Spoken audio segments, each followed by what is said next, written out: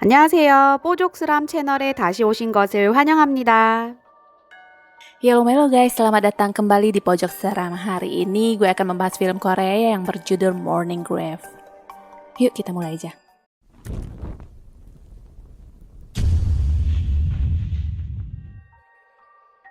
Seorang pemuda bernama Insu berkomunikasi dengan ibunya lewat ponsel di dalam bus yang sedang melaju.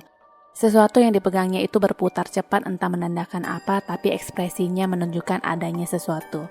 Dia pun melihat sekeliling dan benar saja ada sesosok hantu wanita yang sedang kepoin HP penumpang lain. Oh, jadi ini rahasianya. Sebarin ah.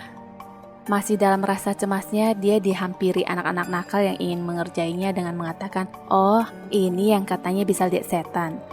Dia masih melirik ke arah hantu itu dan kini hantu itu tampak berbisik kepada penumpang tersebut dan menatap ke arahnya.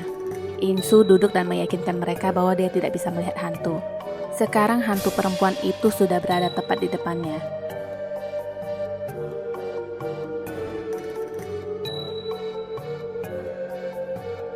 Sesampai di apartemen dan merasa sudah aman, dia pun menaruh kalung jimatnya. Sewaktu dia menenggak minuman, hantu itu sudah duduk di pundaknya dan menjuntaikan rambut panjangnya di depan wajahnya. Sekilas terdengar suara yang mengatakan, "Bantu aku hilangkan dendamku."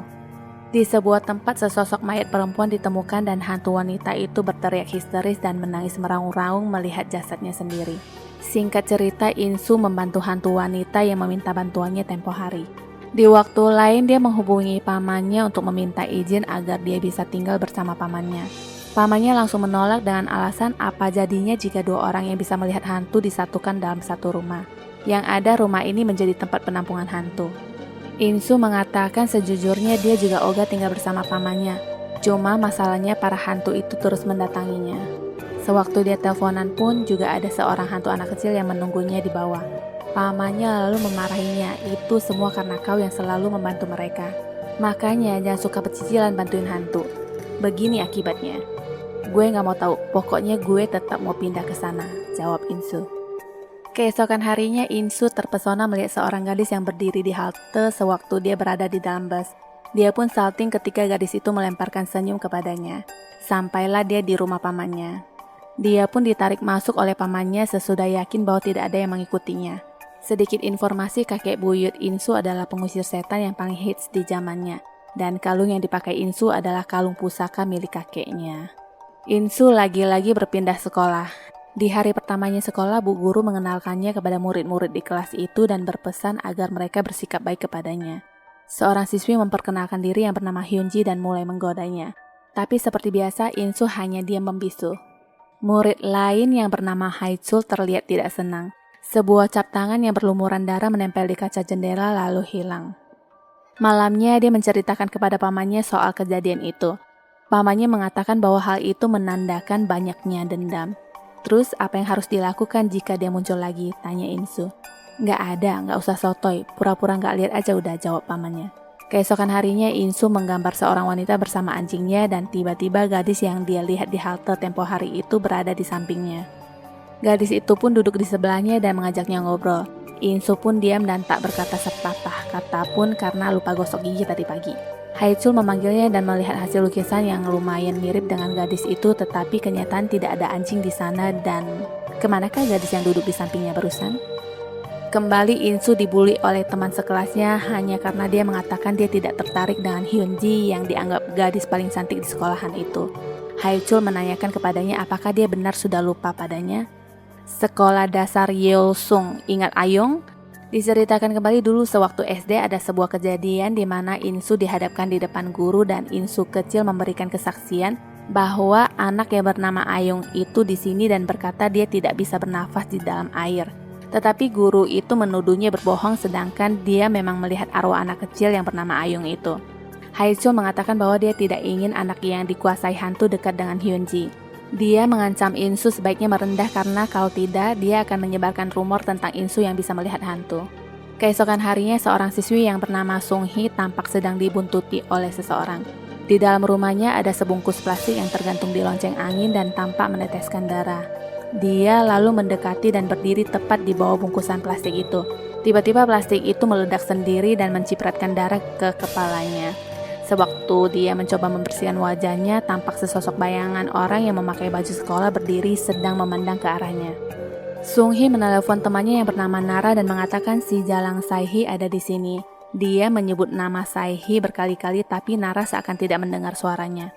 Sung-hee menjadi parno sendiri dan pintu tiba-tiba terbanting dengan sendirinya disertai teriakan Sung-hee. Di sekolahan, Hyun-ji mengatakan Sung-hee melarikan diri dan tidak pulang kemarin. Gadis yang kemarin tiba-tiba nongol lagi di sebelah In-soo ternyata dia adalah hantu dan selama ini In-soo berpura-pura tidak melihatnya. Gak usah pura-pura gak lihat gue deh ya. Tenang aja, gue gak akan minta bantuan apa-apa. Mendengar itu, In-soo pun langsung merespon. Benarkah? Ih, laki-laki macam apa nih ya? Sekali dengar gue bilang gak minta apa-apa, langsung semeringah. Mereka pun berbincang. Hantu gadis itu tidak mengingat apapun, bahkan namanya pun dia lupa. Tiba-tiba hantu itu menyuruhnya untuk diam karena merasakan keberadaan sosok hantu yang dia sebut si Topeng. Hantu gadis itu pun pergi. In-soo pun beranjak dan pergi ke suatu tempat yang tampak seperti gudang. Di sana mata kalungnya mulai berputar. Dia membuka gudang itu dan melihat ada seorang hantu gadis yang berambut panjang sedang duduk membelakanginya. Hantu itu menoleh kepadanya dan In-soo pun berakting seakan tidak melihatnya dan pergi.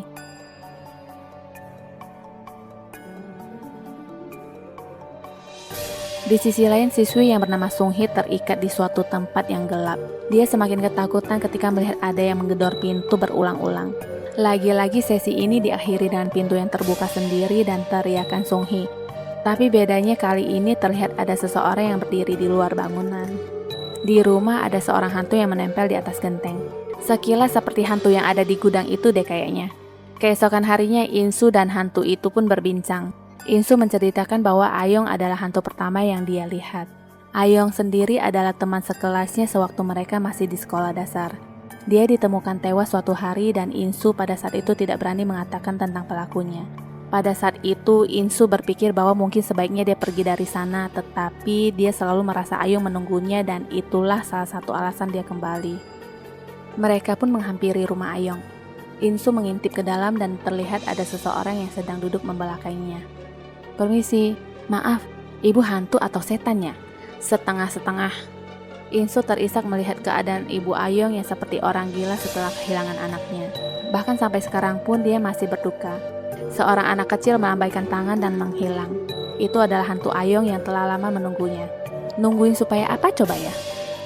Jangan nanyain gue nunggunya supaya apa, karena tidak dijelaskan di dalam film. Lama-lama In-soo dan hantu itu semakin dekat. Ingat kata lu ya, gak akan minta apa-apa, asal nanti jangan suruh gue kawinin lu aja, emoh gue. Di belakangnya pamannya tampak sedang berbicara dengan hantu atap dan menanyakan bagaimana cara agar dia bisa membantunya. Tetapi hantu itu hanya cengar-cengir. In-soo mengingat hantu yang menempel di kaca jendela di sekolahan tadi dan bertanya-tanya kenapa dia berkeliaran di seputar sekolahan dengan menggunakan topeng ya. Tiba-tiba hantu itu berteriak satu nama yaitu Sae-hee. Mereka langsung menengok ke arahnya dan bertanya siapa itu Sae-hee. Yaitu Sae-hee ya hantu topeng itu, sahutnya. Setelah itu hantu itu hanya cengar-cengir walaupun dicaci dan dihina-bina oleh pamannya. Di tempat lain di gedung sekolahan, Kitae dan Nara menyelirat masuk ke dalam kelas pada malam hari. Nara mengatakan dia akan pergi ke toilet sebentar. Kitae rebahan di atas meja dan tiba-tiba seseorang sudah berdiri di atas kepalanya dan menusuknya. Nara merasa ada seseorang selain dirinya di toilet. Dia pun memeriksa satu persatu bilik toilet itu, dan di toilet paling pojok dia melihat temannya Sung-hee yang memakai masker dengan wajah yang penuh dengan darah. Dia pun berlari keluar dan menuju ke kelas. Di dalam kelas Kitae sudah tidak ada dan pintu tiba-tiba tertutup. Cap tangan yang penuh darah pun ngecap di jendela kaca dan terdengar suara Kitae yang memanggil namanya. Nara pun mencoba mencari tahu asal suara itu dan dia kembali berteriak histeris melihat Kitae yang seakan terlempar di balik pintu berjendela kaca itu. Dalam ketakutannya dia menelpon Hyun-ji dan mengatakan Sung-hee memakai topeng seperti Sae-hee. Tiba-tiba di balik ponsel itu seseorang menjawab, "Nara, ini aku Sae-hee." Tidak sampai di situ, seseorang entah manusia atau setan tiba-tiba sudah duduk di kursi belakang dan mendekatkan wajahnya ke Nara. Keesokan harinya mereka ditemukan tewas. In-soo bertanya kepada teman kelasnya apa dia mengenal Sae-hee. Menurut informasi dari temannya, Sae-hee telah bunuh diri beberapa waktu lalu. In-soo menanyakan adakah yang mempunyai foto Sae-hee. Tidak ada satupun yang berani menjawab karena berada di bawah tekanan Hyunji yang terkenal suka membuli teman-temannya. Tidak berselang lama, Insu pun mendapatkan kiriman foto Sahi dari Haejung teman kelasnya. Insu pun bertanya kepada si hantu no-name itu, apa dia tahu kenapa Sahi meninggal? Hantu itu menjawab, sampai sekarang pun tidak ada yang ingin tahu kenapa dia meninggal. Alasannya adalah sebenarnya mereka tahu sebab dia meninggal.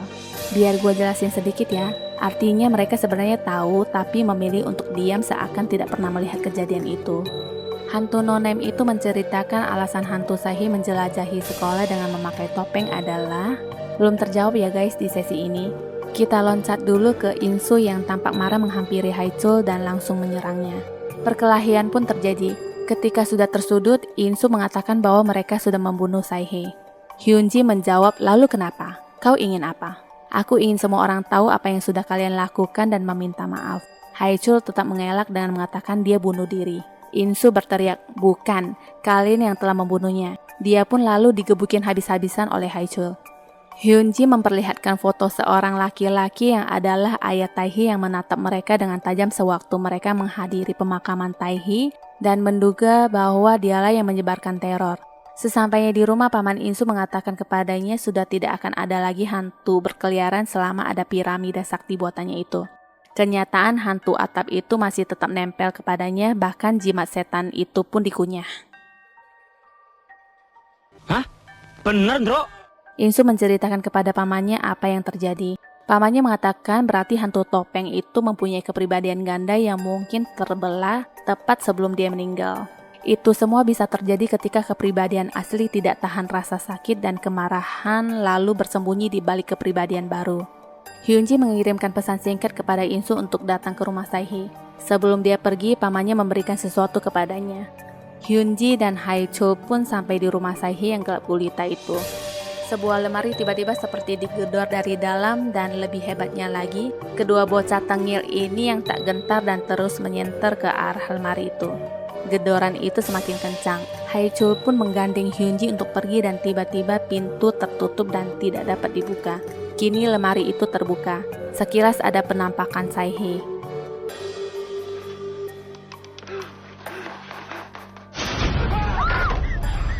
Haechul mulai tidak karuan menyerang tanpa arah. Hyunji menyentuh dan membuka sesuatu. Tiba-tiba muncul wajah hantu Saehi yang sedang menatapnya. Dia pun berteriak menggelegar sampai terdengar keluar.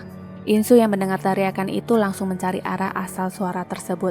Haechul pun diserang oleh ayah Saehi yang kerasukan dan tewas. Hyunji menangis dan meminta maaf berulang-ulang, tetapi dia pun tidak dapat diselamatkan.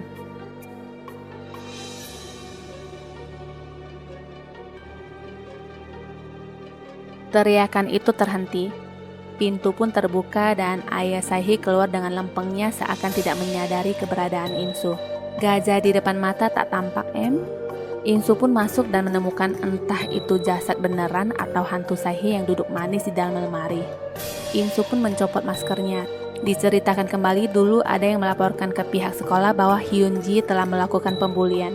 Karena itulah dia dihukum dan gurunya ingin berbicara kepada orang tuanya terkait masalah ini. Hyunji yang merasa kesal lalu mencocokkan tulisan laporan itu dengan satu persatu temannya di kelas dan ketahuanlah bahwa Saehi yang melaporkannya. Sudah bisa dipastikan apa yang terjadi. Saehi langsung dihajar dan Hyunji mengumumkan bahwa sekarang Saehi adalah budak mereka menggantikan Hyujung. Hari demi hari Saehi diperlakukan dengan sesuka hati oleh para komplotan itu. Hyunji memakaikan masker ke arah Saehi karena dianggap mulutnya yang bermasalah. Hyunji mengancamnya jika Saehi berani melepaskan maskernya, maka itu sama saja cari mati. Ayahnya mengetahui pembulian itu dan mengajak Saehi untuk melapor kepada polisi ataupun guru. Tetapi Saehi tidak setuju karena saking takutnya dia. Ayahnya menangis sedih dan tidak bisa berbuat apa-apa. Saehi mendapatkan penyiksaan lebih parah ketika masker yang dipakainya itu disita oleh ibu guru yang tanpa tahu sebab kenapa dia memakai masker tersebut tiap hari. Tidak ada yang peduli dengannya. Teman-teman di kelasnya bertingkah seakan mereka tidak melihat apa-apa walaupun penyiksaan itu terjadi di depan mata. Suatu hari Saehi ditemukan ayahnya sudah tergantung di rumahnya. Sampai di sini gue perjelas sedikit ya. Jadi si hantu gadis no-name yang selalu bersama Insu itu adalah Saehi. Insu menemukan buku diary Saihi di mana di sana tertulis beberapa nama temannya yang diberi tanda silang yang artinya sudah binasa, dan tinggal satu nama lagi yaitu Hijung. Insu pun segera menghubungi pamannya untuk menyuruhnya ke rumah Saihi untuk melakukan ritual penyeberangan hantu. Dia beranggapan bahwa masker itu memicu hal-hal lainnya sedangkan dia sendiri menuju ke sekolahan. Insu mendapatkan pesan singkat dari gurunya yang menyuruhnya untuk datang ke perpustakaan. Ternyata tidak hanya Insu, semua murid mendapatkan pesan tersebut. Mereka semua sudah berkumpul di perpustakaan. Insu menyuruh mereka untuk segera pergi tapi sepertinya terlambat. Lampu sudah menunjukkan gejala dan mati tiba-tiba. Pintu pun terkunci, seseorang tampak menyiramkan bensin. Guru itu berubah menjadi Saihi. Dia berkata, kalian mengabaikan itu semua ketika kalian semua tahu apa yang terjadi. Kalian semua sama saja sambil mematikan api. Insu mencoba berbicara dengannya. Kau bukan Saihi, kau itu Kuchisake Onna. Saihi pun menjatuhkan lighter itu dan semua sudah bersiap ke neraka. Beruntung ada sebuah tangan yang menangkap lighter itu. Di rumah Saihi, pamannya juga sedang melakukan tugasnya. Ternyata yang menahan lighter itu adalah Saihi dari sisi baiknya. Dia menyuruh Saihi jahat untuk menyudahi semuanya. Saihi jahat mengingatkan semua hal buruk yang dia alami dulu dan berkata, pengamat itu lebih buruk daripada yang melakukan. Dia terus mengompori Saihi baik dan menghempaskannya dengan mengatakan kau terlalu lemah. Saihi jahat terus mengatakan bahwa dia akan membalaskan dendamnya. Kursi-kursi melayang, akuarium pun sampai pecah.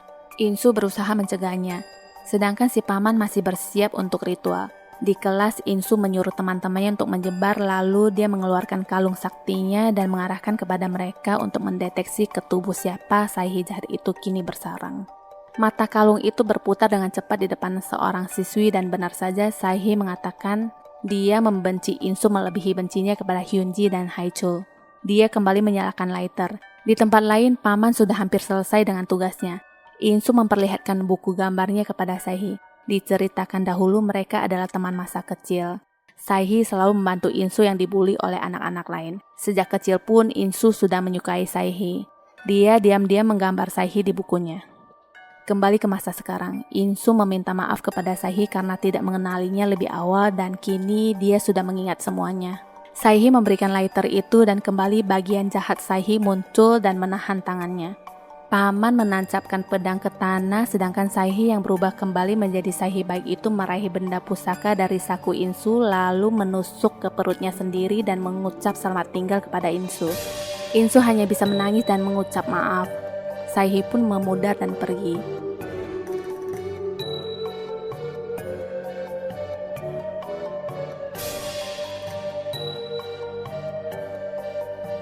5 tahun kemudian pamannya masih tampak asik bermain bersama hantu atap itu sedangkan Insu sudah lulus sekolah dan bekerja sebagai guru di sekolahannya dulu. Hari pertama masuk saja hantu siswi sudah menampakkan diri dengan wajah yang menyeramkan. Tamat.